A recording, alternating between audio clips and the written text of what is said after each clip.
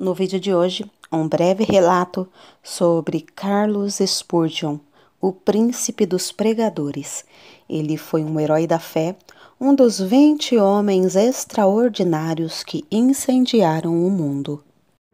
Seja bem-vindo ao Diário Pentecostal Historiando, análise histórica e crítica sobre o movimento pentecostal brasileiro. Se inscreva no canal e siga nossas redes sociais. O povo que não conhece a sua história está condenado a repeti-la. No período da Inquisição na Espanha, sob o reinado do imperador Carlos V, milhares de crentes foram queimados em praça pública ou enterrados vivos. O filho de Carlos V, Filipe II, em 1567, levou a perseguição aos Países Baixos, declarando ainda que lhe custasse 1000 vezes a sua própria vida, limparia todo o seu domínio do protestantismo. Antes da sua morte, gabava-se de ter mandado ao carrasco pelo menos 18.000 hereges. Ao começar esse reinado de terror nos Países Baixos, muitos milhares de crentes fugiram para a Inglaterra. Entre os que escaparam do concílio de sangue, encontrava-se a família Spurgeon. Na Inglaterra, contudo, o povo de Deus não estava completamente livre da perseguição, passando a maior parte do tempo sentado por se achar fraco demais para se deitar. Os bisavós de Carlos eram crentes fervorosos e criaram os filhos na admoestação do Senhor. Seu avô paterno, depois de quase 50 anos de pastorado no mesmo lugar, podia dizer: "Não passei nem uma hora triste com a minha igreja depois que assumi o cargo de pastor." O pai de Carlos, Tiago Spurgeon, era o amado pastor de Stambourne. Carlos, quando ainda criança, interessava-se pela leitura de O Peregrino, pela história dos mártires e por diversas obras de teologia. É impossível calcular a influência dessas obras sobre a sua vida. Que era precoce nas coisas espirituais, vê-se no acontecimento que passamos a relatar. Com apenas 5 anos de idade, Carlos percebeu profundamente o cuidado do avô com relação ao procedimento de um dos membros da igreja mais conhecido como o Velho Rhodes. Certo dia, encontrando Rhodes em companhia de outros fumando e bebendo cerveja, a criança dirigiu-se a ele dizendo: "Que fazes aqui, Elias?" O velho Rhodes, arrependido, contou então ao seu pastor como a princípio se irou com o pequeno Carlos, mas por fim sentiu-se quebrantado. Desde aquele dia, o velho Rhodes andou sempre perto do Salvador. Quando ainda em tenra idade, Carlos foi por Deus convencido do pecado. Durante alguns anos, sentia-se uma criatura sem esperança e sem conforto. Visitava locais de culto, uns após outros, sem, no entanto, conseguir saber como podia livrar-se do pecado. Então, aos 15 anos de idade, aumentou nele o desejo de ser salvo, e aumentou de tal forma que passou 6 meses agonizando em oração. Nesse tempo, assistiu a um culto numa igreja em que o pregador não pudera comparecer por causa de uma grande tempestade de neve. Na ausência do pastor, um sapateiro se levantou para pregar às poucas pessoas presentes e leu este texto: "Olhai para mim e sede salvos todos os confins da terra." Isaías 45:22.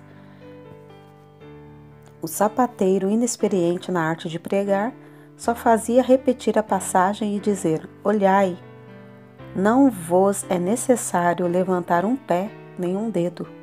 Não vos é necessário estudar no colégio para saber olhar, nem contribuir com 1000 libras. Olhai para mim, não para vós mesmos. Não há conforto em vós. Olhai para mim, suando grandes gotas de sangue. Olhai para mim, pendurado na cruz. Olhai para mim, morto e sepultado. Olhai para mim, ressuscitado. Olhai para mim, à direita de Deus." Em seguida, fitando os olhos em Carlos, disse: "Moço, tu pareces ser miserável. Serás infeliz na vida e na morte, se não obedeceres." Então gritou ainda mais: "Moço, olha para Jesus. Olha agora." rapaz olhou e continuou a olhar, até que por fim um gozo indizível entrou na sua alma. O recém-salvo, ao perceber as constantes investidas do maligno, foi tomado pela aspiração de fazer todo o possível para receber o poder divino e assim frustrar a obra do inimigo do bem. Spurgeon, por exemplo, aproveitava todas as oportunidades para distribuir folhetos. Também entregava-se de todo o coração a ensinar na escola dominical, onde alcançou de início o amor dos alunos e, por intermédio destes, a presença dos pais na escola. Com a idade de 16 anos, começou a pregar. Acerca deste fato, declarou: "Quantas vezes me foi concedido o privilégio de pregar na cozinha da casa de um agricultor ou num celeiro." Alguns meses depois de pregar seu primeiro sermão, foi chamado a pastorear a igreja em Waterbeach. Ao fim de 2 anos, essa igreja de 40 membros passou a ter 100. Como o jovem pregador tinha o desejo de aperfeiçoar-se, o diretor de uma escola superior de visita à cidade, na ocasião, marcou uma hora para tratar com ele acerca desse assunto. A criada que recebeu Carlos, porém, descuidou-se e acabou não chamando o professor, que saiu sem saber o que o moço esperava. Mais tarde, já na rua, Carlos, um tanto triste, ouviu uma voz dizer: "Buscas grandes coisas para ti? Não as busques." Foi então ali mesmo que abandonou a ideia de estudar naquele colégio, convencido de que Deus o dirigia para outras coisas. Não se deve concluir, contudo, que Carlos Spurgeon tinha desistido de se educar. Depois disso, ele aproveitou todos os momentos livres para estudar. Disse que alcançou fama de ser um dos homens mais instruídos de seu tempo. Spurgeon havia ministrado em Waterbeach apenas durante 2 anos, quando foi chamado a pregar no Park Street Chapel em Londres. O local era inconveniente para os cultos e o templo, que tinha assentos para 1.200 pessoas, era demasiadamente grande para a plateia. No entanto, havia ali um grupo de fiéis que nunca cessou de rogar a Deus por um glorioso avivamento. Esse fato é assim registrado nas palavras do próprio Spurgeon. No início, eu pregava somente a um punhado de ouvintes. Contudo, não me esqueço da insistência das suas orações. Às vezes parecia que rogavam até verem realmente a presença do anjo do concerto, Cristo, querendo abençoá-los. Mais de uma vez nos admiramos com a solenidade das orações até alcançarmos quietude, enquanto o poder do Senhor nos sobrevinha. Assim desceu a bênção, a casa se encheu de ouvintes e foram salvas dezenas de almas.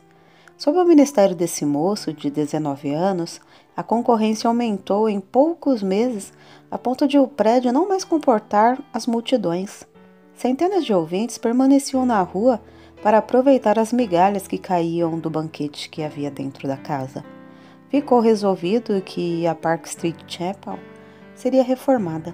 Durante o tempo da obra, os cultos eram realizados no Exeter Hall, prédio com assentos para 4.500 pessoas. Ali, em menos de 2 meses, a assistência era tão numerosa que as ruas durante os cultos se tornavam intransitáveis. Quando voltaram para a Chapel, o problema, em vez de ter sido resolvido, ficou maior. 3.000 pessoas ocupavam o espaço preparado para 1.500. O dinheiro gasto, que alcançou uma elevada soma, fora desperdiçado. Tornou-se necessário voltar para o Exeter Hall, mas nem este auditório comportava mais o público presente. A igreja, então, tomou uma atitude espetacular. Alugou o Surrey Musical Hall, o prédio mais amplo, imponente e magnífico de Londres, construído para diversões públicas. As notícias de que os cultos haviam passado do Exeter Hall para o Surrey Musical Hall eletrificaram toda a cidade de Londres. O culto inaugural foi anunciado para a noite de 19 de outubro de 1856.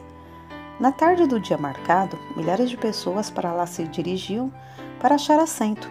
Quando por fim o culto começou, o prédio no qual cabiam 12.000 pessoas estava superlotado e havia mais 10.000 fora que não puderam entrar.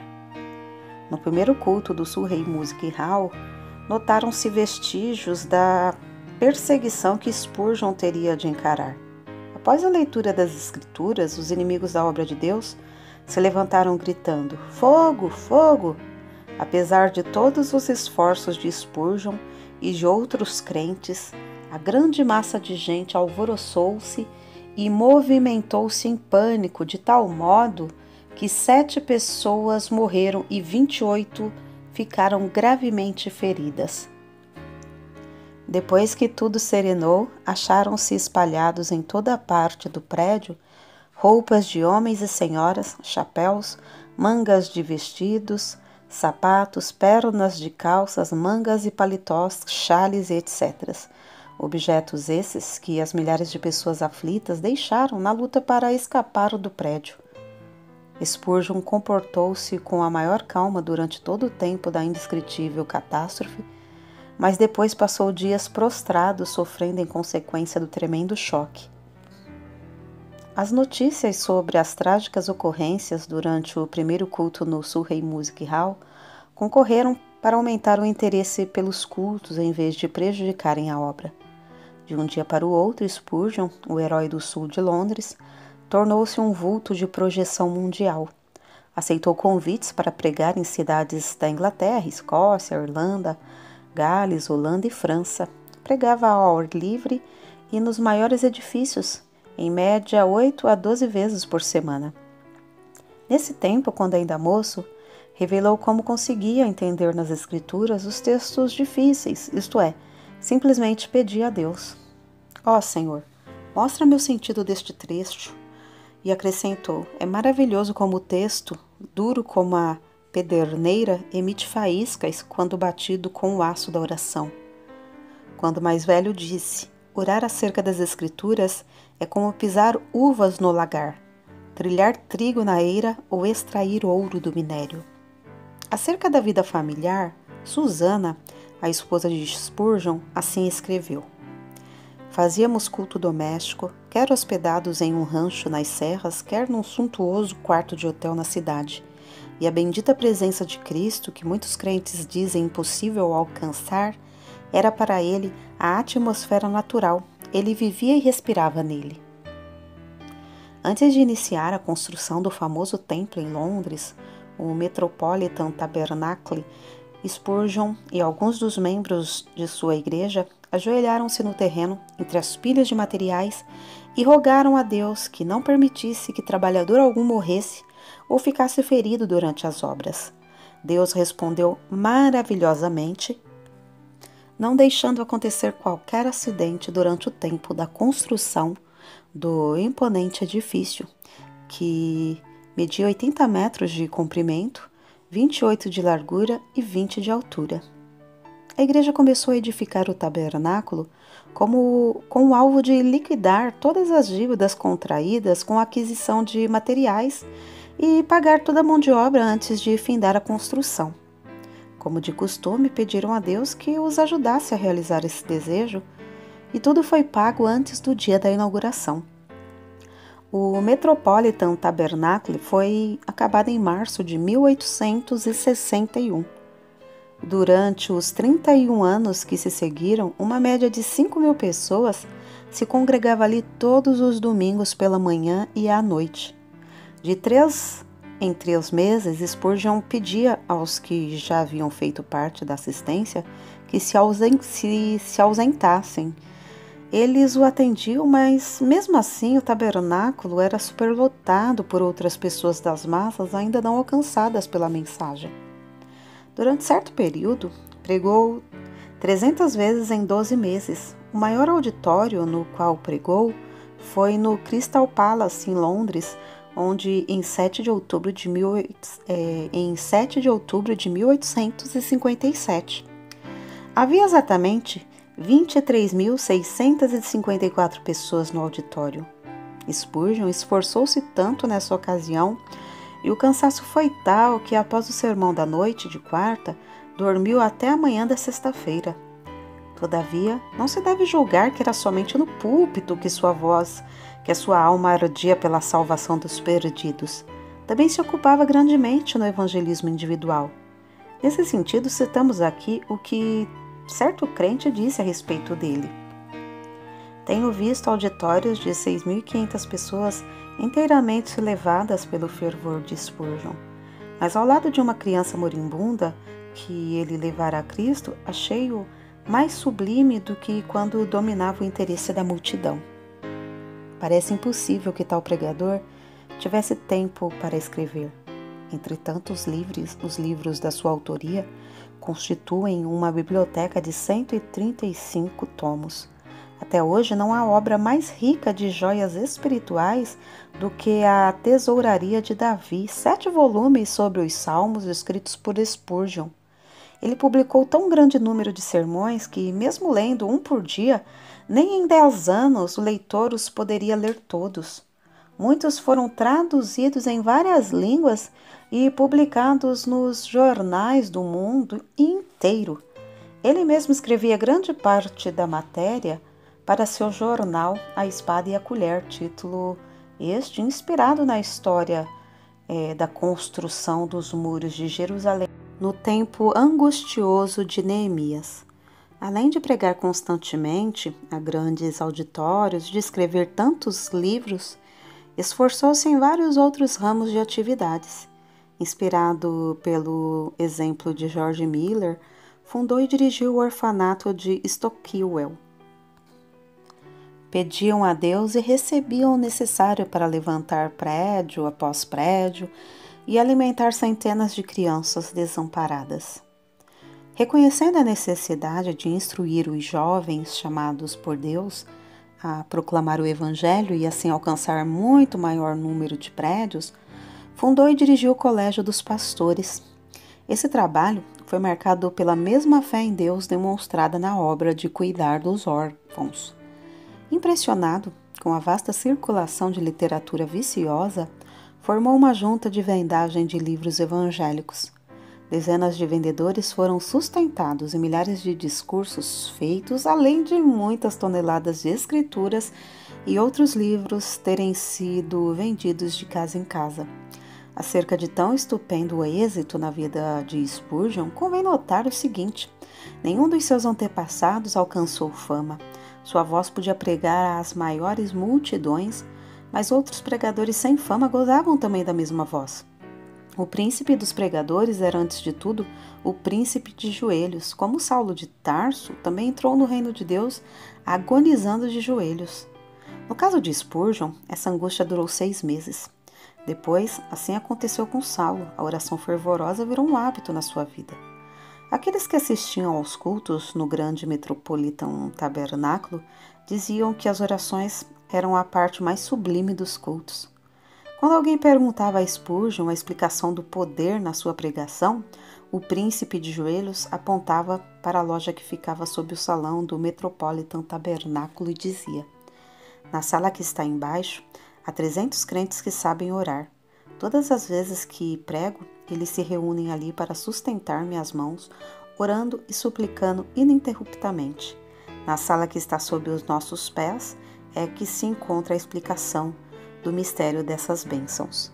Spurgeon costumava dirigir-se aos alunos no Colégio dos Pastores desta forma: permanecei na presença de Deus. Se o vosso fervor esfriar, não podereis orar bem no púlpito, pior com a família, e ainda pior nos estudos sozinhos. Se a alma se tornar magra, os ouvintes, sem saberem como ou porquê, acharão que vossas orações públicas têm pouco sabor.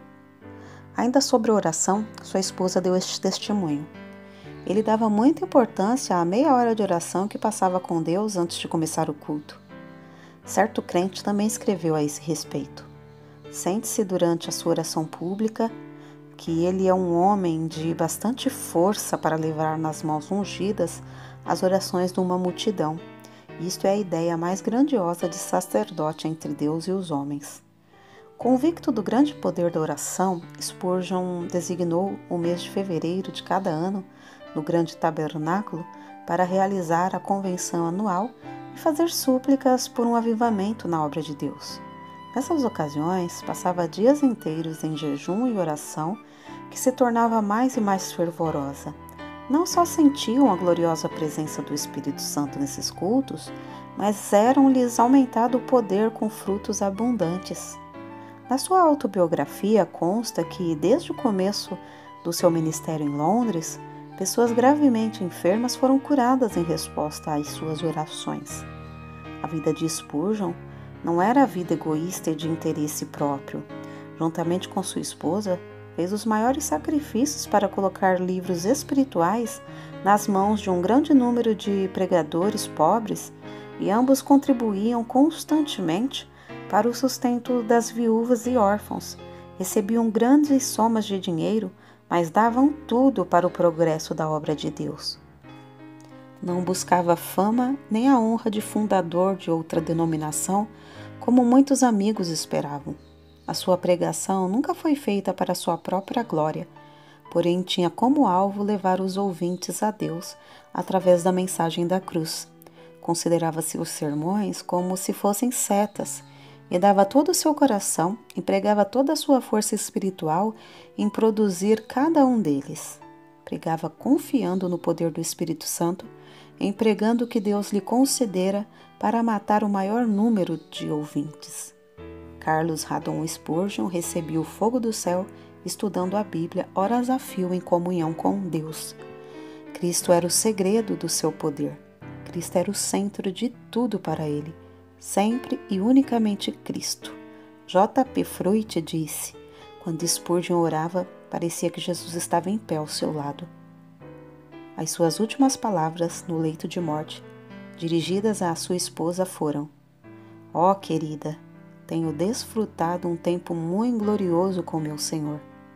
Ela, ao ver por fim que seu marido passaria para o outro lado, caiu de joelhos e com lágrimas exclamou: ó bendito Senhor Jesus, eu te agradeço o tesouro que me emprestaste no decurso destes anos. Agora, Senhor, dá-me força e direção durante todo o futuro.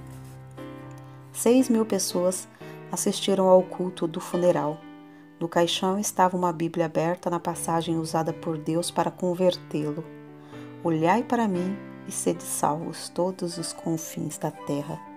O cortejo fúnebre passou entre centenas de milhares de pessoas postadas em pé nas calçadas. Os homens descobriram-se à passagem do cortejo e as mulheres choravam.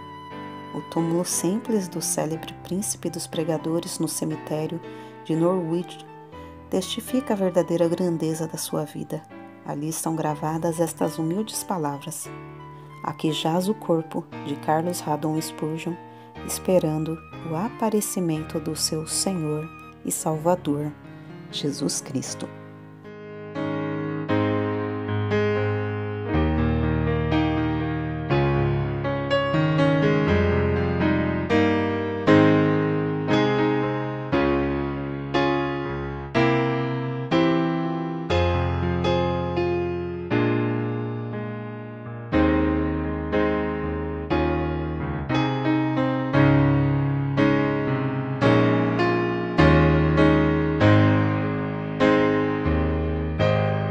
Porque nada podemos contra a verdade, senão pela verdade. Segunda carta aos Coríntios 13:8. Se você gostou do conteúdo deste vídeo, se inscreva no canal, deixe o seu joinha, compartilhe e ative o sininho para receber do YouTube as notificações dos novos vídeos.